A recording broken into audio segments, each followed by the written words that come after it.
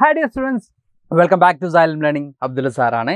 ഇന്ന് നമ്മൾ വന്നിരിക്കുന്നത് പൊളിറ്റിക്കൽ സയൻസിൽ +2 പൊളിറ്റിക്കൽ സയൻസിലെ ഇമ്പോർട്ടൻ്റ് ആയിട്ടുള്ള ഒരു ടോപ്പിക്കുമായിട്ടാണ്. ചാപ്റ്റർ നിങ്ങൾ കാണുന്നുണ്ട് അല്ലേ, year of one party dominance. നിങ്ങൾക്ക് ഏറ്റവും ഇഷ്ടപ്പെട്ട അല്ലെങ്കിൽ അത്രയും വലിയ ബുദ്ധിമുട്ടില്ലാതെ നിങ്ങൾ പഠിച്ചു പോയൊരു ചാപ്റ്റർ ആയിരിക്കും. പക്ഷേ ഈ ഒരു ചാപ്റ്ററിൽ നിന്നും മോസ്റ്റ് ഇമ്പോർട്ടൻ്റ് ആയിട്ടുള്ള ചില ചോദ്യങ്ങൾ നമുക്ക് എന്ത് ചെയ്യാറുണ്ട്, എക്സാമിനേഷന് വരാറുണ്ട്. അപ്പോൾ ആ ഒരു ഭാഗമാണ് നമ്മൾ ഇന്ന് ഡിസ്കസ് ചെയ്യാൻ പോകുന്നത്.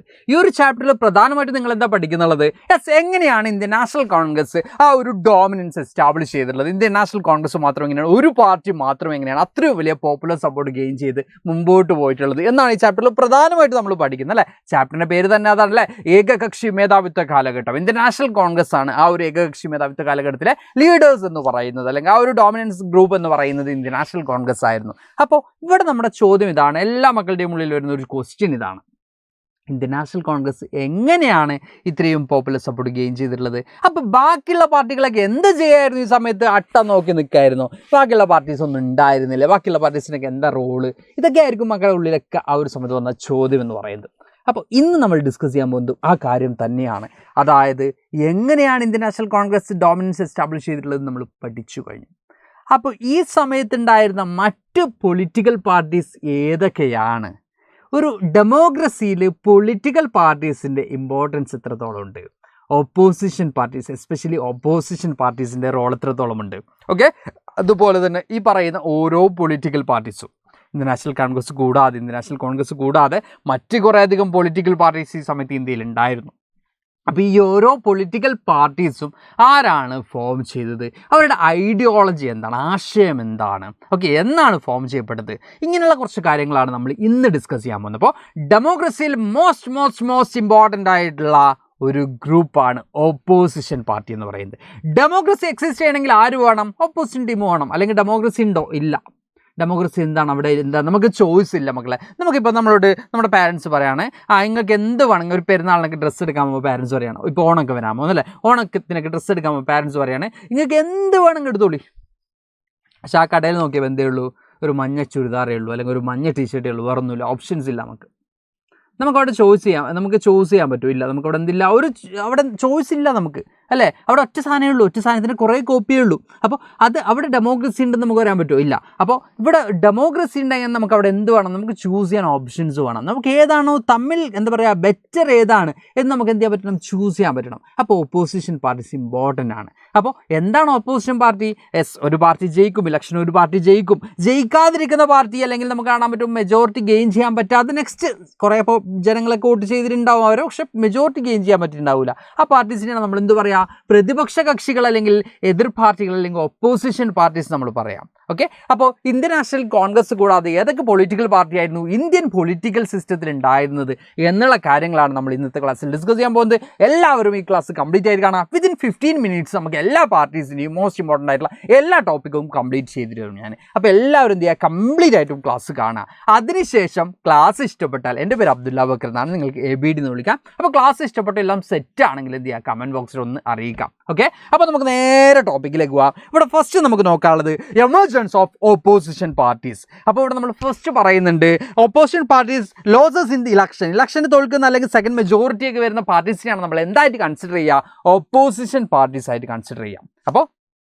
അപ്പോൾ ഇവരെങ്ങനെ ഓപ്പോസിഷൻ പാർട്ടീസ് ആവാ സാറേ, ഇവരൊക്കെ തോറ്റ ആൾക്കാരല്ലേ എന്ന് ചോദിച്ചാൽ ഇവരും വോട്ട് ചെയ്തിട്ടുണ്ട് അല്ലേ. അപ്പം ഞാൻ വോട്ട് ചെയ്ത ഒരാൾ അല്ലെങ്കിൽ ഞാൻ വോട്ട് ചെയ്ത ഒരു പാർട്ടി എന്താ പറയുക, മെജോറിറ്റി സപ്പോർട്ട് ഗെയിൻ ചെയ്യാൻ പറ്റിയില്ല എന്ന് പറയുന്നതുകൊണ്ട് അവർ വലിയൊരു ഗ്രൂപ്പ് ഓഫ് പീപ്പിൾസ് എന്ത് ചെയ്തിട്ടുണ്ട്, അല്ലെങ്കിൽ ഞാനടക്കമുള്ള വലിയൊരു ഗ്രൂപ്പ് ഓഫ് പീപ്പിൾസ് എന്ത് ചെയ്തിട്ടുണ്ട്, അവർ സപ്പോർട്ട് ചെയ്തിട്ടുണ്ടെങ്കിൽ അവരും എന്താണ്, നമ്മുടെ പ്രതിനിധികൾ തന്നെയാണ്. അപ്പോൾ അവർ ക്രിട്ടിസൈസ് ചെയ്യും, റൂളിംഗ് പാർട്ടി ക്രിട്ടിസൈസ് ചെയ്യാൻ ആര് വേണം, ഒരു സ്ട്രോങ് ആയിട്ടുള്ള ഓപ്പോസിഷൻ പാർട്ടി വേണം. അപ്പോൾ റൂളിംഗ് പാർട്ടി എന്ത് ചെയ്യും, ബെറ്റർ ആവാൻ നോക്കും, എപ്പോഴും എന്ത് ചെയ്യും, അവരുടെ പോരായ്മകളൊക്കെ തിരുത്തി മുമ്പോട്ട് പോകാൻ ആര് തയ്യാറാവും, ഗവേണിംഗ് പാർട്ടി അല്ലെങ്കിൽ ആരാണോ റൂളിംഗ് പാർട്ടി അവരെന്ത് ചെയ്യും, തയ്യാറാവും. അല്ല ഓപ്പോസിഷൻ പാർട്ടീസ് ഒന്നുമില്ല, ക്രിട്ടിസൈസ് ചെയ്യാൻ ആരുമില്ലെങ്കിൽ ലൈക്ക് എ ഡിക്റ്റേറ്റർഷിപ്പിനെ പോലെ അല്ലേ, നമ്മൾ തീരുമാനിക്കും, നമ്മൾ അങ്ങോട്ട് ചെയ്യും, നമ്മൾ ചെയ്യുന്നത് നിങ്ങൾ അങ്ങോട്ട് ഫോളോ ചെയ്യുക എന്ന രീതിയിലേക്ക് ആര് മാറും, റൂളേഴ്സ് മാറും. അപ്പോൾ ഓപ്പോസിഷൻ പാർട്ടി സ്ട്രോങ് ആയി നിൽക്കുമ്പോഴേ റൂളിംഗ് പാർട്ടി എന്ത് ചെയ്യുള്ളൂ, ബെറ്റർ ആവാൻ നോക്കുള്ളൂ. അല്ലെങ്കിൽ അടുത്ത പ്രാവശ്യം അവർ ജയിക്കും എന്ന് ആർക്ക് പേടിയുണ്ടാവും, റൂളിംഗ് പാർട്ടിക്ക് പേടിയുണ്ടാവും അല്ലേ. അപ്പോൾ ഇവിടെ നമ്മൾ പറയുന്നത് major role in democratic system exist ചെയ്യുന്നുണ്ടെങ്കിൽ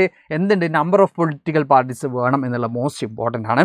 ഇനി give constitutes a real base of for democratic system. Democratic സിസ്റ്റത്തിൻ്റെ ഒരു അടിസ്ഥാനം തന്നെ എന്താണെന്ന് നമുക്ക് കാണാൻ പറ്റും. ഇത്തരത്തിലുള്ള ഒപ്പോസിഷൻ പാർട്ടീസ് ആണ് നമുക്ക് കാണാൻ പറ്റും. ഓക്കെ, അപ്പോൾ നമ്മൾ പറയുന്നത് ജനാധിപത്യ പ്രക്രിയയിലെ ഒരു അവിഭാജ്യ ഘടകമാണ് ഈ പറയുന്ന പ്രതിപക്ഷം എന്ന് പറയുന്നത്. എന്താ പറയുക, തെരഞ്ഞെടുപ്പിൽ പരാജയപ്പെടുന്ന കക്ഷികൾ പ്രതിപക്ഷമായിട്ട് പ്രവർത്തിക്കുന്നതായിട്ട് നമുക്ക് കാണാൻ പറ്റും.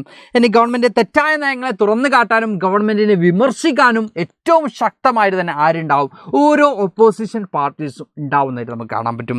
ഇനി പ്രതിപക്ഷം ഭരണപക്ഷത്തിൻ്റെ തെറ്റായ നയങ്ങളെ വിമർശിക്കുന്നതിൽ ജാഗ്രത കാട്ടുന്നു. അങ്ങനെ അവർ ജാഗ്രത കാട്ടുമ്പോൾ ഭരണപക്ഷം എന്ത് ചെയ്യും, അവർ വിമർശിക്കാത്ത രീതിയിലേക്ക് ഗവേൺ ചെയ്യാൻ ആര് ശ്രമിക്കും, ഭരണപക്ഷം ശ്രമിക്കും. അപ്പോൾ ഇങ്ങനെയൊക്കെ ഓപ്പോസിഷൻ പാർട്ടിക്ക് വലിയ റോളായിട്ട് നമുക്ക് കാണാൻ പറ്റും. ഇനി നമുക്ക് നോക്കാനുള്ളത് ഇതൊന്നും അല്ല, ഇന്ത്യയിലെ പ്രധാനപ്പെട്ട പൊളിറ്റിക്കൽ പാർട്ടീസ് ഏതൊക്കെയാണ്, ആ സമയത്ത് ഏറ്റവും പ്രധാനപ്പെട്ട ഓപ്പോസിഷൻ പാർട്ടീസ് ഏതൊക്കെയാണ് എന്നുള്ളതാണ് നമുക്ക് നോക്കാനുള്ളത്. First socialist party. Socialist party എന്ന് പറയുമ്പോൾ നിങ്ങൾ ഓൾറെഡി 10ാം ക്ലാസ്സിലൊക്കെ പഠിച്ചിട്ടുള്ള ഒരു കാര്യമാണ്.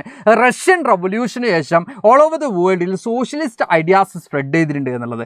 1930s ഇന്ത്യയിൽ ഈ സോഷ്യലിസ്റ്റ് ഐഡിയാസ് എന്ത് ചെയ്തിട്ടുള്ളത്, സ്പ്രെഡ് ചെയ്തിട്ടുള്ളത് നമുക്ക് കാണാൻ പറ്റും. 1934 ഈ സോഷ്യലിസ്റ്റ് പാർട്ടി, കോൺഗ്രസിനകത്ത് തന്നെയുള്ള ഒരു ഗ്രൂപ്പ് ഓഫ് എന്താ പറയുക ലീഡേഴ്സാണ് എന്ത് ഫോം ചെയ്യുന്നത്, സോഷ്യലിസ്റ്റ് പാർട്ടി ഫോം ചെയ്യുന്നത് 1934 കേട്ടോ. അപ്പോൾ എന്തിനാണ് ഈ ഒരു സോഷ്യലിസ്റ്റ് പാർട്ടി, കോൺഗ്രസിനകത്ത് തന്നെ ലീഡേഴ്സ് എന്തിനാണ് മറ്റൊരു പൊളിറ്റിക്കൽ പാർട്ടി രൂപീകരിക്കുന്നത് എന്ന് ചോദിക്കുകയാണെങ്കിലും കോൺഗ്രസിൻ്റെ വർക്കേഴ്സിനും ഫാമേഴ്സിനും എഗെയിൻസ്റ്റ് ആയിട്ടുള്ള ചില ഡിസിഷനെ ഒപ്പോസ് ചെയ്യാൻ വേണ്ടിയാണ്.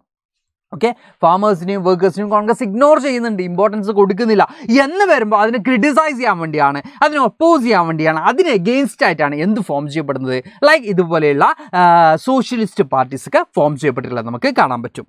ഇനി ഇവിടെ നമുക്ക് കാണാൻ പറ്റും ഡെമോക്രാറ്റിക് സോഷ്യലിസമാണ്. എന്താ പറയുക, ഡെമോക്രാറ്റിക് പ്രിൻസിപ്പിൾസും സോഷ്യലിസ്റ്റ് ഐഡിയാസും മിക്സ് ചെയ്തുകൊണ്ടുള്ള ഒരു ആശയമാണ് ആരും മുമ്പോട്ട് വെച്ചിട്ടുള്ളത്, സോഷ്യലിസ്റ്റ് ഗ്രൂപ്പ് മുമ്പോട്ട് വെച്ചിട്ടുള്ളത്. അതുപോലെ തന്നെ ഇവിടെ നമ്മൾ പറയുന്നുണ്ട് 1934 ഇത് ഫോം ചെയ്തുള്ള മോസ്റ്റ് ഇമ്പോർട്ടൻ്റ് ആണ്, ഇയേഴ്സൊക്കെ മക്കൾ നോട്ട് ചെയ്ത് പോയിക്കോളി. യെസ്, ഇനി against the Congress ignoring the rights of farmers and വർക്കേഴ്സിനും ഫാമേഴ്സിനും റൈറ്റ്സ് ഇഗ്നോർ ചെയ്യുന്ന കോൺഗ്രസ് സിസ്റ്റത്തെയാണ് ആര് ഒപ്പോസ് ചെയ്യുന്നത്, സോഷ്യലിസ്റ്റ് പാർട്ടി ഒപ്പോസ് ചെയ്യുന്നത്. ഞാൻ ഓൾറെഡി പറഞ്ഞു അല്ലേ.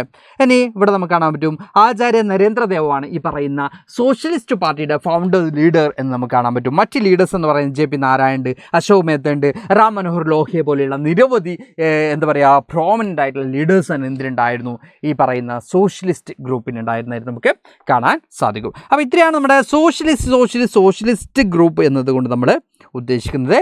ഓക്കെ, അപ്പോൾ 1934 ആചാര്യ നരേന്ദ്രദേവിൻ്റെ നേതൃത്വത്തിലാണ് എന്ത് രൂപീകരിക്കപ്പെടുന്നത്, കോൺഗ്രസ് സോഷ്യലിസ്റ്റ് പാർട്ടി ഫോം ചെയ്യപ്പെടുന്നത്, സോഷ്യലിസ്റ്റ് പാർട്ടി രൂപീകരിക്കപ്പെടുന്നത് നമുക്ക് കാണാൻ പറ്റും. ഇനി ജനാധിപത്യ സോഷ്യലിസമാണ് അവർ മുമ്പോട്ട് വെച്ച ആശയം നമുക്ക് കാണാൻ പറ്റും. മുതലാളിമാരെയും ഭൂപ്രഭുക്കന്മാരെയും അനുകൂലിക്കുന്ന തൊഴിലാളികളെയും കർഷകരെയും അവഗണിക്കുന്ന കോൺഗ്രസിൻ്റെ നയങ്ങളെ ചോദ്യം ചെയ്യുക എന്നുള്ളതായിരുന്നു. 1955 കോൺഗ്രസിൻ്റെ പ്രഖ്യാപിത ലക്ഷ്യവുമായി സോഷ്യലിസ്റ്റ് സ്വീകരിച്ചപ്പോൾ സോഷ്യലിസ്റ്റ് പാർട്ടി പ്രതിസന്ധി നേരിട്ടു. കോൺഗ്രസ് പാർട്ടി എന്ത് ചെയ്തു, കോൺഗ്രസ് പാർട്ടിക്ക് തന്നെ സോഷ്യലിസ്റ്റ് ആശയങ്ങൾ കൂടി ഉൾപ്പെടുത്തിയപ്പോൾ സോഷ്യലിസ്റ്റ് പാർട്ടി എന്ത് ചെയ്തു, കുറച്ച് പ്രതിസന്ധിയും കാര്യങ്ങളൊക്കെ നേരിടേണ്ടി വരുന്ന സാഹചര്യം ഉണ്ടായിട്ടുണ്ട്. ഓക്കെ, ഇനി പിന്നീട് സോഷ്യലിസ്റ്റ് പാർട്ടി പല പിളർപ്പുകളിലേക്കും പോയതായിട്ട് നമുക്ക് കാണാൻ പറ്റും. Jayaprakash Narayan, then Ashok Mehta, then SM Joshi, Ram Manohar Lohia പോലുള്ള നിരവധി ലീഡേഴ്സ് ആയിരുന്നു ഈ ഒരു പൊളിറ്റിക്കൽ പാർട്ടിക്ക് ഉണ്ടായിരുന്നത്. ഇനി അടുത്ത പാർട്ടിയാണ് communist party of India. Most important ആയിട്ടുള്ള മറ്റൊരു രാഷ്ട്രീയ പാർട്ടിയാണ്. ഇന്ത്യയിലെ സെക്കൻഡ് ഓൾഡസ്റ്റ് പാർട്ടി കൂടിയാണ് കമ്മ്യൂണിസ്റ്റ് പാർട്ടി ഓഫ് ഇന്ത്യ എന്ന് പറയപ്പെടുന്നത്. അതുപോലെ തന്നെ കേരളത്തിൽ ഏറ്റവും പ്രധാനപ്പെട്ട ഒരു കാര്യം അല്ലേ, കേരളത്തിൽ 1957 എന്ത് ചെയ്തിട്ടുണ്ട്, ഗവൺമെൻറ് ഫോം ചെയ്തില്ല. ഫസ്റ്റ് ഗവൺമെൻറ് കേരളത്തിൽ ഫോം ചെയ്യുന്ന കമ്മ്യൂണിസ്റ്റ് പാർട്ടിയുടെ ലീഡർഷിപ്പിലാണ് 1957 നമുക്ക് കാണാൻ പറ്റും. First non Congress government in India എന്നുള്ളതും കൂടി ഏറ്റവും പ്രധാനപ്പെട്ടതാണ്.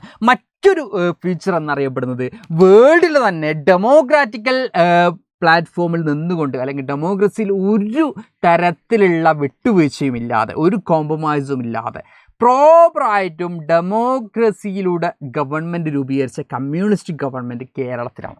വേൾഡിൽ ആദ്യമായിട്ട്, ലോകത്താദ്യമായിട്ട്, നോട്ട് ഓൺലി ഇന്ത്യ, ലോകത്താദ്യമായിട്ട് ഒരു കമ്മ്യൂണിസ്റ്റ് പാർട്ടി പ്രോപ്പറായിട്ടും ഇലക്ഷനിലൂടെ ജനാധിപത്യ ഭരണകൂടം സ്ഥാപിച്ചെടുത്തിട്ടുള്ളത് നമ്മുടെ കേരളത്തിലാണ്.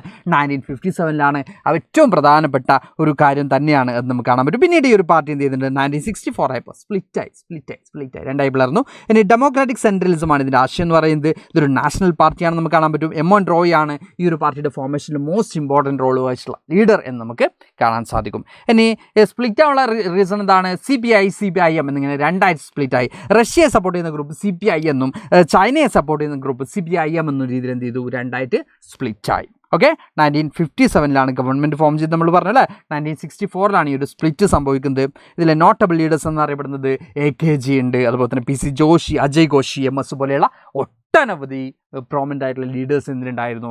കമ്മ്യൂണിസ്റ്റ് പാർട്ടി ഓഫ് ഇന്ത്യക്ക് നമുക്ക് കാണാൻ പറ്റും. ഓക്കെ, അപ്പോൾ മറ്റൊരു രാഷ്ട്രീയ പാർട്ടിയായിരുന്നു കമ്മ്യൂണിസ്റ്റ് പാർട്ടി എന്ന് നമുക്ക് കാണാൻ പറ്റും. ഇനി തേർഡ് പൊളിറ്റിക്കൽ പാർട്ടി എന്നറിയപ്പെടുന്നത് ഭാരതീയ ജനസംഘാണ് നമ്മൾ നോക്കാൻ പോകുന്നത്. ഓക്കെ, RSS എന്നൊക്കെയാണ് ഇതിൻ്റെ എന്താ പറയുക നമ്മൾ കാണാൻ പറ്റും സ്ഥാപിതമായിട്ടുള്ള ബാക്ക് ബോണായി അറിയപ്പെടുന്നത് RSS ആണ്. അപ്പോൾ ഇതിന് ഏറ്റവും പ്രധാനപ്പെട്ട ലീഡർ എന്നറിയപ്പെടുന്നത് ശ്യാം പ്രസാദ് മുഖർജിയാണ്. ഫൗണ്ടർ പ്രസിഡന്റ് 1951 ഭാരതീയ ജനസംഘം രൂപീകരിച്ചിട്ടുള്ളത്. ഓക്കെ, നമുക്ക് ഏറ്റവും പ്രധാനപ്പെട്ടത് അഖണ്ഡ് ഭാരത് പോലെയുള്ള അല്ലെങ്കിൽ റിയൂണിയൻ ഓഫ് ഇന്ത്യ പാകിസ്ഥാൻ എന്നുപോലെയുള്ള ആശയങ്ങളൊക്കെയാണ് ആര് മുമ്പോട്ട് വെച്ചിട്ടുള്ളത്? ഭാരതീയ ജനസംഘം എന്ന് പറയുന്ന പൊളിറ്റിക്കൽ പാർട്ടി മുമ്പോട്ട് വെച്ചിട്ടുള്ളത്. അതുപോലെ തന്നെ ഹിന്ദി ഒഫീഷ്യൽ ലാംഗ്വേജ് ആക്കണം, ഇതിനൊക്കെ പ്രൊമോട്ട് ചെയ്യുന്ന ആശയങ്ങൾ കൂടി ആര് മുമ്പോട്ട് വെച്ചിട്ടുണ്ട്? ഭാരതീയ ജനസംഘം എന്ന് പറയുന്ന പൊളിറ്റിക്കൽ പാർട്ടി മുമ്പോട്ട് വെച്ചിട്ടുണ്ട്. കൂടാതെ one party one culture and one nation എന്ന് പറയുന്ന ആശയത്തിൽ കൂടി ഊന്നിയിട്ടുള്ള ഒരു പ്രവർത്തനങ്ങളായിരുന്നു ആര് മുമ്പോട്ട് വെച്ചിരുന്നത്? ഭാരതീയ ജനസംഘ് പാർട്ടി മുമ്പോട്ട് വെച്ചിട്ടുള്ളത് നമുക്ക് കാണാൻ പറ്റും. ഇനി ന്യൂക്ലിയർ വെപ്പൺസിനൊക്കെ ഡെവലപ്പ് ചെയ്യുന്നതിനൊക്കെ ഫേവർ ആയിട്ടുള്ള ഡിസിഷൻ എടുത്ത ഒരു പൊളിറ്റിക്കൽ പാർട്ടി കൂടിയായിരുന്നു ഭാരതീയ ജനസംഘ് എന്ന് നമുക്ക് കാണാൻ സാധിക്കും. മറ്റൊരു പ്രത്യേകത എന്നറിയപ്പെടുന്നത് ഒരു നാഷൻ എന്ത് ചെയ്യാണ് become modern progressive and prosperous ആവുന്നത് എന്തിലൂടെയാണ്? നമ്മുടെ സിവിലൈസേഷൻ, നമ്മുടെ കൾച്ചറും, നമ്മുടെ ഒരു സംസ്കാരവും, നമ്മുടെ ഒരു പൈതൃകമൊക്കെ എന്ത് ചെയ്യണം? മുറുകെ പിടിക്കും മാത്രമേ നമ്മൾ എന്ത് ചെയ്യുന്നുള്ളൂ, അതിൽ ഊന്നിക്കൊണ്ടായിരിക്കണം നമ്മൾ എന്ത് ചെയ്യേണ്ടത്? പുരോഗതിയിലേക്ക് മുമ്പോട്ട് പോകേണ്ടത് എന്ന തരത്തിലുള്ള ആശയം കൂടിയാണ് ഭാരതീയ ജനസംഘ് മുമ്പോട്ട് വെച്ചിട്ട് നമുക്ക് കാണാൻ പറ്റും. ഇനി പ്രോമിനൻറ്റ് ലീഡേഴ്സ് എന്നറിയപ്പെടുന്നത് ശ്യാം പ്രസാദ് മുഖർജി, ദീൻ ദയാൽ ഉപാധ്യായ പോലെയുള്ള ഒട്ടനവധി ലീഡേഴ്സ് എന്തിനുമുണ്ടായിരുന്നു? ഭാരതീയ ജനസംഘ് എന്ന് പറയുന്ന പൊളിറ്റിക്കൽ പാർട്ടിക്കും ഉണ്ടായിരുന്നായിട്ട് നമുക്ക് കാണാൻ പറ്റും. ഇനി നമുക്ക് ഒറ്റ പൊളിറ്റിക്കൽ പാർട്ടിയെ കുറിച്ച് കൂടി പറയാനുള്ളൂ. വിത്തിൻ 15 മിനിറ്റ്സ് നമ്മൾ കംപ്ലീറ്റ് ചെയ്യുമെന്ന് പറഞ്ഞാൽ നമ്മൾ കംപ്ലീറ്റ് ചെയ്യും. ഓക്കെ, അപ്പോൾ എല്ലാവരും എന്ത് ചെയ്യണം? ആഫ്റ്റർ ദ ക്ലാസ് നിങ്ങൾ എല്ലാവരും എന്ത് ചെയ്യണം? നിങ്ങളുടെ അഭിപ്രായങ്ങൾ കമൻറ്റ് ബോക്സിൽ അറിയിക്കണേ. യെസ്, അപ്പോൾ നമ്മുടെ ലാസ്റ്റ് പാർട്ടി സ്വതന്ത്ര പാർട്ടിയാണ്. ഇത് കുറച്ച് ഡിഫറെൻറ്റ് പാർട്ടിയാണ്. ഈ പാർട്ടിക്ക് വലിയ മാസ് പോപ്പുലർ സപ്പോർട്ട് ഗെയിൻ ചെയ്യാൻ പറ്റിയിരുന്നില്ല. ഇത് 1959 സി രാജഗോപാലാചാര്യയുടെ ലീഡർഷിപ്പിലാണ് സ്വതന്ത്ര പാർട്ടി രൂപീകരിക്കപ്പെടുന്നത്. ഓക്കെ, ഈ പാർട്ടിക്ക് വലിയ എന്താ പറയുക, നമ്മൾ പറയുകയാണെങ്കിൽ ക്യാപിറ്റലിസ്റ്റ് ആശയങ്ങളെ വലിയ ഇമ്പോർട്ടൻസ് കൊടുത്തിരുന്ന, അതുപോലെ തന്നെ ഇൻഡിവിജ്വൽ ഫ്രീഡത്തിന് മോർ ഇമ്പോർട്ടൻസ് കൊടുത്തിരുന്ന, അതുപോലെ മാർക്കറ്റിനെ ഗവൺമെൻറ് കൺട്രോൾ ചെയ്യാൻ പാടില്ല, ഗവൺമെൻറ്റിൻ്റെ ഇൻ്റർവെൻഷൻസ് കുറയ്ക്കണം, ഗവൺമെൻറ് ഇടപെടലുകൾ കുറയ്ക്കണം എന്നാവശ്യപ്പെട്ടിരുന്ന ഒരു രാഷ്ട്രീയ പാർട്ടിയായിരുന്നു സ്വതന്ത്ര പാർട്ടി എന്ന് നമുക്ക് കാണാൻ പറ്റും. അപ്പോൾ ഇവിടെ നമ്മൾ കാണാൻ പറ്റും ക്യാപിറ്റലിസ്റ്റ് ഫ്യൂഡലിസ്റ്റ് ഐഡിയാസിനാണ് മോർ ഇമ്പോർട്ടൻസ് കൊടുത്തിട്ടുള്ളത്. അപ്പോൾ അതിനെ government state invention in economy, centralise planning, nationalisation and public sector and ceiling land in agriculture. നമ്മളിവിടെ പറയുന്നുണ്ട് അഗ്രികൾച്ചറിന് വേണ്ടി ലാൻഡ് സീൽ ചെയ്യുക, അല്ലെങ്കിൽ പറഞ്ഞ പോലെ തന്നെ പബ്ലിക് സെക്ടറിനെ പ്രൊമോട്ട് ചെയ്യുക, അല്ലെങ്കിൽ ലൈക്ക് ഇതുപോലുള്ള സോഷ്യലിസ്റ്റ് ഐഡിയാസിനെ ഒപ്പോസ് ചെയ്തിരുന്ന ഒരു രാഷ്ട്രീയ പാർട്ടിയായിരുന്നു ആര്? സ്വതന്ത്ര പാർട്ടി നമുക്ക് കാണാൻ പറ്റും. പ്രൈവറ്റ് പ്രോപ്പർട്ടിയെ സപ്പോർട്ട് ചെയ്യുക, അതുപോലെ തന്നെ പ്രൈവറ്റ് ഓണർഷിപ്പിനെ പ്രൊമോട്ട് ചെയ്യുക. ലൈക്ക് ഞാനൊരു എക്സാമ്പിൾ പറയുകയാണെങ്കിൽ ലെസേ ഫെയർ തിയറിയൊക്കെ നിങ്ങൾ പഠിക്കുന്നുണ്ട്. ഇപ്പോൾ ഇതിൽ എന്താ പറയുക, നിങ്ങൾ സോഷ്യോളജിയിലേക്കാണ് ആ ഒരു തിയറി പഠിക്കുന്നത്. നിങ്ങളിപ്പോൾ ലൈക്ക് ചെറിയ ക്ലാസ്സിൽ തന്നെ ആദം സ്മിത്തിനെ കുറിച്ചൊക്കെ നിങ്ങൾ പഠിക്കുന്ന സമയത്ത് നിങ്ങൾ പഠിച്ചിട്ടുള്ളതാണ് ലെസേ ഫെയർ തിയറിയൊക്കെ. ആദം സ്മിത്ത് എന്ന ഫാദർ ഓഫ് ഇക്കണോമിക്സ് എന്നറിയപ്പെടുന്ന ആദം സ്മിത്തിനെ പോലെയുള്ള ആളുകളൊക്കെ ലെസേ ഫെയർ തിയറിയൊക്കെ മുമ്പോട്ട് വെച്ചിരുന്നതായിട്ടൊക്കെ നിങ്ങൾ പഠിച്ചിട്ടുണ്ടാവും. Yes, obviously പഠിച്ചിട്ടുണ്ടാവും. അപ്പോൾ മാർക്കറ്റ് ഫ്രീ ആക്കി വിടുക എന്നുള്ളൊരു ആശയമാണ്. ഗവൺമെൻറ് ഇടപെടരുത്, അപ്പോൾ മാത്രമേ പുരോഗതി ഉണ്ടാവുള്ളൂ, അല്ലെങ്കിൽ വികസനം ഉണ്ടാവുള്ളൂ പോലെയുള്ള ആശയങ്ങളാണ്. അത്തരത്തിലുള്ള ആശയങ്ങൾ തന്നെയാണ് ആരും മുമ്പോട്ട് വെക്കുന്നത്? ഈ പറയുന്ന സ്വതന്ത്ര പാർട്ടിയും മുമ്പോട്ട് വെക്കുന്നത്. Support private sector, faith in individual freedom, disappear from the political sphere, lack of strong organization structure and dedicated members. Unfortunately, ഈ പാർട്ടിക്ക് വലിയ പോപ്പുലർ സപ്പോർട്ട് ഗെയിൻ ചെയ്യാൻ പറ്റിയില്ല. പിന്നീട് അതിന് വലിയ രീതിയിൽ മുമ്പോട്ട് പോകാൻ പറ്റിയില്ല. അതെന്ത് ചെയ്തു? പെട്ടെന്ന് തന്നെ തകർന്നു പോയി. എന്താണ്, ഇപ്പോൾ ഒരു ഓർഗനൈസേഷണൽ സ്ട്രക്ചർ ഉണ്ടായിരുന്നില്ല, കൂടാതെ ഡെഡിക്കേറ്റഡ് ആയിട്ടുള്ള മെമ്പേഴ്സ് ഉണ്ടായിരുന്നില്ല. മോസ്റ്റ് ഇമ്പോർട്ടൻറ്റ് ഫോളോവേഴ്സും മെമ്പേഴ്സും ഡെഡിക്കേറ്റഡ് ആവണം ഒരു പൊളിറ്റിക്കൽ പാർട്ടിയുടെ എക്സിസ്റ്റൻസിന്. അത് രണ്ടും ഏത് പാർട്ടിക്ക് ഉണ്ടായിരുന്നില്ല? സ്വതന്ത്ര പാർട്ടിക്ക് ഉണ്ടായിരുന്നില്ല. അപ്പോൾ തകർന്നു പോയി. ഇനി കെ മുൻഷി, എൻ.ജി. രംഗ, എമിനു മസാനിയെ പോലെയുള്ള പ്രോമിനൻ്റ് ആയിട്ടുള്ള ലീഡേഴ്സ് ഉണ്ടായിരുന്നായിട്ട് നമുക്ക് കാണാൻ പറ്റും. അപ്പോൾ ഇത്രയാണ് നമുക്ക് എന്ത് ചെയ്യാനുള്ളത്? Opposition parties, emergence of opposition parties എന്ന് പറയുന്ന ഭാഗത്ത് നമുക്ക് പഠിക്കാനുള്ളത്. അപ്പോൾ എല്ലാ മക്കളും ക്ലാസ് കംപ്ലീറ്റ് ആയിട്ടും കണ്ടാലേ ഞാനിപ്പോൾ പറഞ്ഞ് കേൾക്കുള്ളൂ. ഓക്കെ, എല്ലാ മക്കളും ക്ലാസ് കംപ്ലീറ്റ് ആയിട്ട് കണ്ടെന്ന് വിശ്വസിക്കുന്നുണ്ട്. ഇഷ്ടപ്പെട്ടാൽ കമൻറ്റ് ചെയ്യുക, ലൈക്ക് ചെയ്യുക. അപ്പോൾ ഇവിടെ ഏറ്റവും പ്രധാനമായിട്ടും ഈ ഒരു ഭാഗത്ത് നിന്ന് വരാൻ പോകുന്ന ചോദ്യങ്ങളെന്ന് പറയുന്നത് one word type of questions നമുക്ക് എക്സ്പെക്ട് ചെയ്യാം. Year, formation of any political പാർട്ടീസിൻ്റെ ഇയേഴ്സ് വരാം, ലീഡേഴ്സിൻ്റെ പേര് വരാം, ആശയങ്ങൾ, ഐഡിയാസ് വരാം, അല്ലെങ്കിൽ ഏതെങ്കിലും ഒരു പൊളിറ്റിക്കൽ പാർട്ടിയെ എക്സ്പ്ലെയിൻ ചെയ്യാവുന്ന രീതിയിലും ക്വസ്റ്റ്യൻസ് വരാം. അപ്പോൾ ഇത് ഏത് തരത്തിലുള്ള ക്വസ്റ്റ്യൻസ് വന്നാലും ഈ ഒരു 15 മിനിറ്റ്സ് വീഡിയോ കൊണ്ട് മക്കൾക്ക് എന്ത് ചെയ്യാം? ആൻസർ ചെയ്യാം. ഈ ഒരു ടോപ്പിക്കിൽ നിന്ന് എന്ത് ക്വസ്റ്റ്യൻ വന്നാലും ഈ ഒരു 15 മിനിറ്റ് കൊണ്ട് നമുക്ക് എന്ത് ചെയ്യാം?